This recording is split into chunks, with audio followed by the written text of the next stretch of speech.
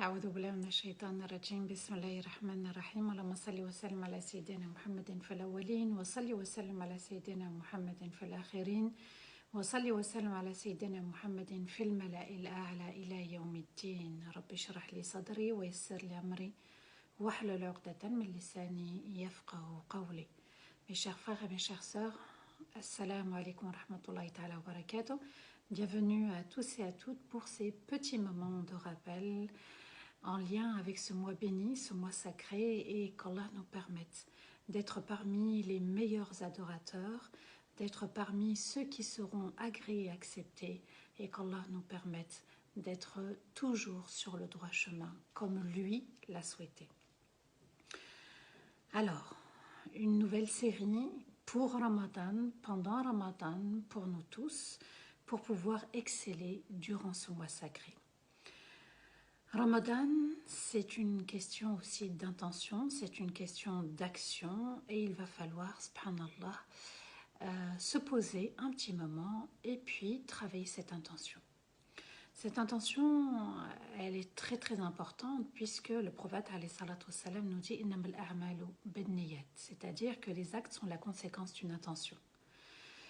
Selon l'intention qu'on y mettra, eh bien on aura le fruit de cette intention à travers nos actes. Alors, on met une intention vouée à Allah, une intention de se rapprocher, une intention d'embellir notre âme, une intention d'être accepté, une intention d'être pardonné et une intention de se réformer.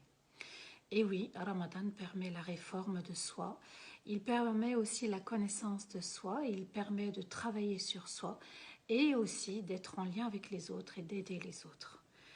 Quelques minutes pour se rappeler et pour avancer.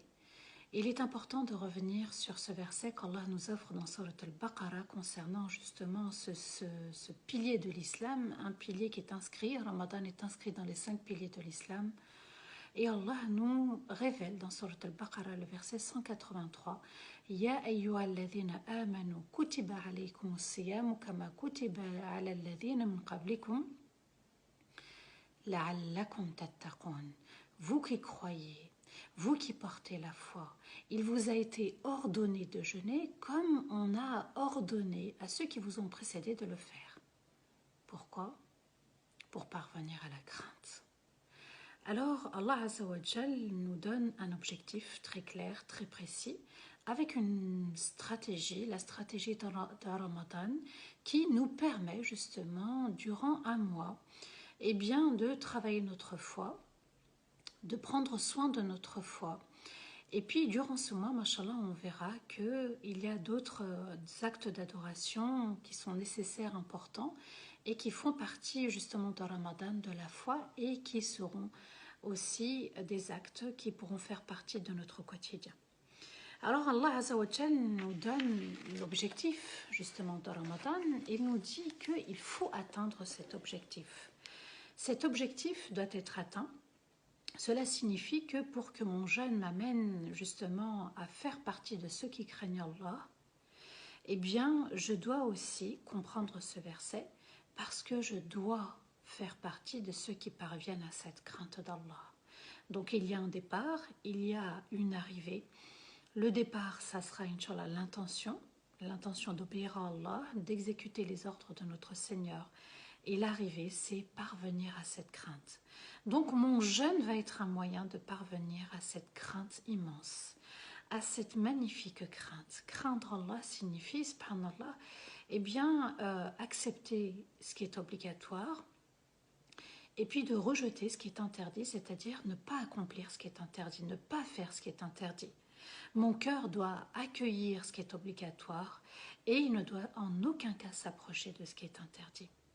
Voilà le sens de la crainte. Craindre Allah, c'est craindre Allah avec tous ses membres, craindre Allah dans l'intention, craindre Allah dans ses actions. Et puis, subhanallah, quand on médite ce verset, on se dit quoi?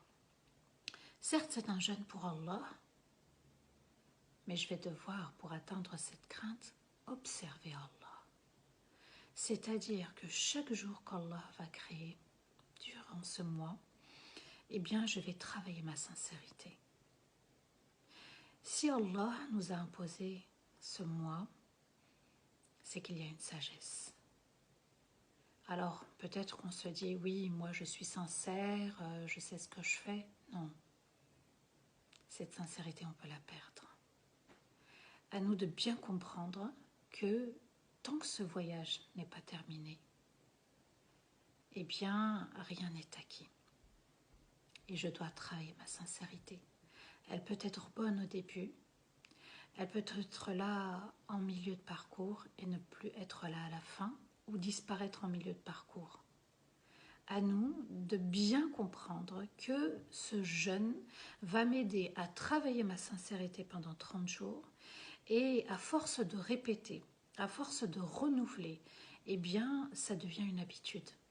Et cette habitude, elle peut se perdre quand on se perd en chemin et qu'on ne sait plus qui on est, c'est-à-dire on ne connaît plus notre mission dans cette vie, et de se dire, pour rester sur le droit chemin, Allah entend tout, Allah voit tout, et il connaît parfaitement tout. Qu'Allah nous accorde la sincérité pour rester sur le droit chemin, qu'Allah nous garde parmi ses meilleurs serviteurs, qu'Allah nous accorde le Firdaus al-A'la et qu'Allah nous permette de bien profiter de ce mois de Ramadan. C'était la minute avec Ramadan, quelques minutes, quelques instants qui sont très importants. À nous de méditer ce verset, à nous de renouveler notre intention et à nous de nous rapprocher de notre Seigneur. C'est à moi de décider, de faire des efforts et c'est Allah de m'accompagner jusqu'à la réussite. À demain, Inch'Allah, pour un nouveau rappel. Barakallahu fikum. Wassalamu alaikum wa rahmatullahi ta'ala wa barakatuh.